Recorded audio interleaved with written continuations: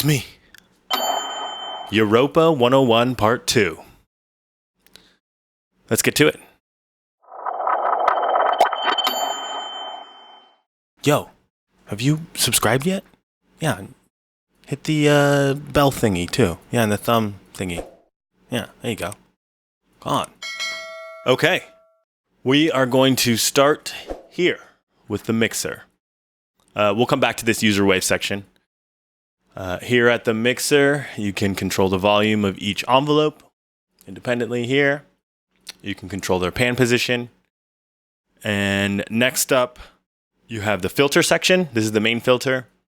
You can route each engine to this filter by turning on these buttons. You can drive the filter unit with this knob here. Here's the filter resonance and the filter frequency. There are a few different types of filters, high pass, band pass, and low pass, and a notch filter. There's a couple different flavors from different hardware, I'm sure, modeled after different hardware. Next up, we have the keyboard tracking. This is whether or not the filter will open or close more when you have it modulated. Will it open or close more based on keyboard tracking? So the higher you play a note, the more the filter will open. This is the kind of semi-hardwired modulation amount parameter for, well, whatever you decide it to be. It's semi-hardwired to the filter frequency here, so it modulates this, but you can choose what's modulating it. Next up, we have the amp section. You can control the pan position here for the entire patch, heading out to the master. There's one last stage of gain. You can add gain just before the master or take away gain just before the master. There's also a parameter here that shows how much that you use to dial in how much velocity plays an effect on gain. And then this is your final envelope, your amp envelope, to shape the sound on its way out. Here you have the master level, and here you have the voice count. So there you make sure you have enough voices for kind of if you're playing chords, or bring it down to 1 if you're playing a bass and you want it to be a mono bass. So that, each note that you play interrupts the note before it. You get it. So that's the mixer, filter, and amp section. It's pretty straightforward. It's pretty much the same as on any synth. And now I'll show you the user wave section. So here we have the user wave section. This is a section where you can import audio to be used as wavetables in the engine section. So you can sample something by hitting this button. You can drag a sample in. You can just drag it into this area, and use it as a wavetable. So here, let me show you really quick. And then I'll show you, I'll record a wavetable, and then using what we have so far, what we know so far about Europa, I'll give you some examples on, how to make a few types of patches. So let's record my voice really quick. Here we go. Ah. Sure. Ah. Now, in order to bring this wave that we just recorded into the engine to be a wavetable, we come here and select one of these two, user wave or user wave smooth. The difference between the two is the wave goes in, gets broken up into frames, and in the case of user wave smooth, it is crossfaded between those frames. So it's a smooth transition between each frame. Cool. So if we press a note, so I just selected user wave smooth. So now if we sweep through the wavetable, you can see that's the actual waveform of the sound. And if I hold a key and sweep, you hear me. Cool. What we're going to use just this top section. We're gonna, since we don't know about the envelope and the envelope section in the modulation matrix, we're gonna make a couple of things using what we know so far. So let's find a part of this wavetable we like. I like that. That sounds pretty cool. Playing chords now. Let's give it a little bit of gain.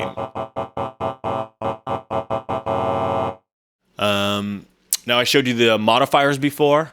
Let's use a modifier that's really handy called shaping.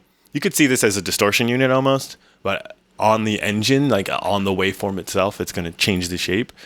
So we're going to use soft clip. It's going to add gain and... Okay, that sounds cool.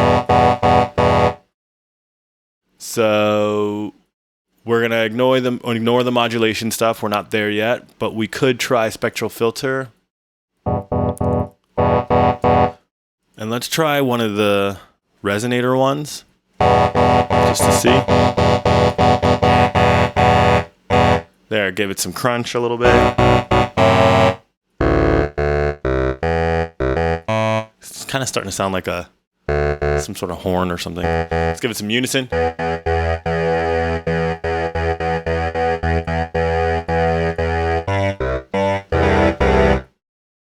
So now we have a really cool sounding thing here. And really quick, just to give you a quick little idea on how I kind of see synthesis, the engines and the modifiers and the spectral filter to a lesser degree, those all control the timbre of your sound. And then the envelopes, or in this case, we're only looking at the amp envelope. We're keeping it simple. We're back to basics here. The amp envelope controls the shape of the sound. So if you see it that way, it gets a little more simple. So get the shape that you get, the timbre that you want, and to describe timbre. Timbre is, okay, so if you hear the note A, but you hear a guitar playing A and a piano playing A, they're both playing A, so they both are playing the same note. But you also know that that's a guitar and that's a piano because they have different timbres. Okay, so now we have a nice timbre that we like, some sort of vocally sounding timbre, and now let's shape it into, let's say we wanted to make a key here. We would use the envelope to now start shaping things. Oh, let's send this to the filter as well.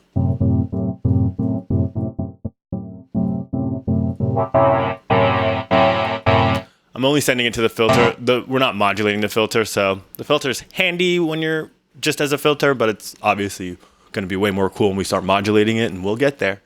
But I wanted to add some drive.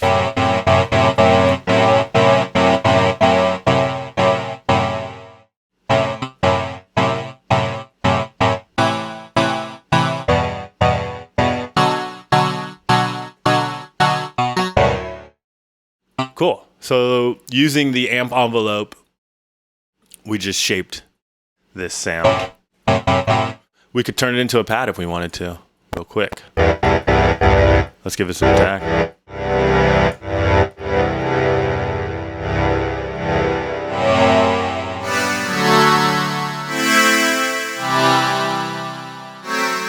So think about it that way. As you're fiddling, you will get there, but in the beginning, mess around with timbres first. Do it in order, mess around with timbres, see what you like. Oh, that sounds really cool.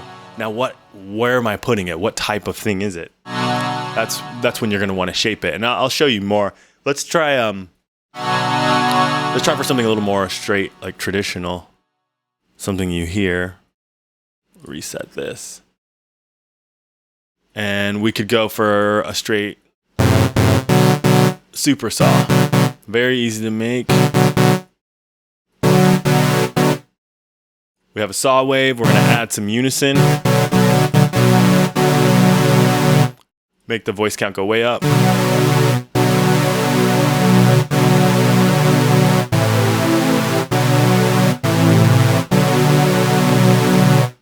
Drive it a bit.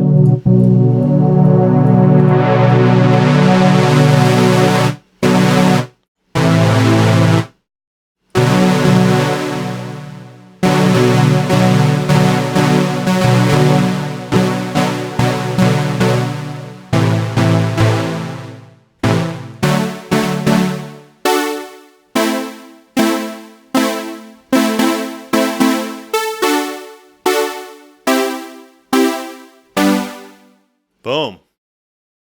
So with what we know so far, we can bring in wavetables, listen to them, kind of play around with them, fiddle around with them, see how they sound. We can modify them. And these you want to fool around with. Oh, I wanted to show you the difference between what phase sync sounds like.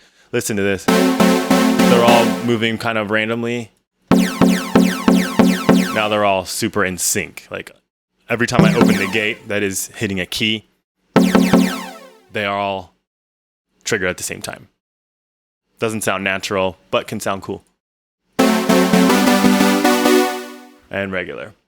So I could then say I like this timbre, but I want to freak it a little bit. Like I don't want your typical kind of super soft key sound. Let's fold it on itself, see what that sounds like. Now it's getting a little bit more metallic. You don't have to know where you were going. You just have to know you want to go somewhere else and start fiddling.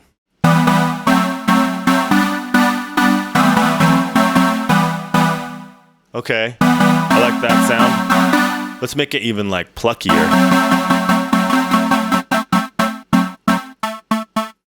Now we could even like make it an ARP.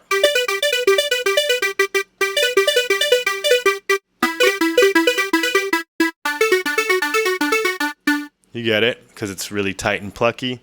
So think about it that way as you're beginning to start making your own patches. Timbre plus shape. And we're going to start getting into how to make more complex shapes as we get to the next phase, which will be the modulation matrix. And maybe we'll get to the effects that day too. Anyway, there you have it.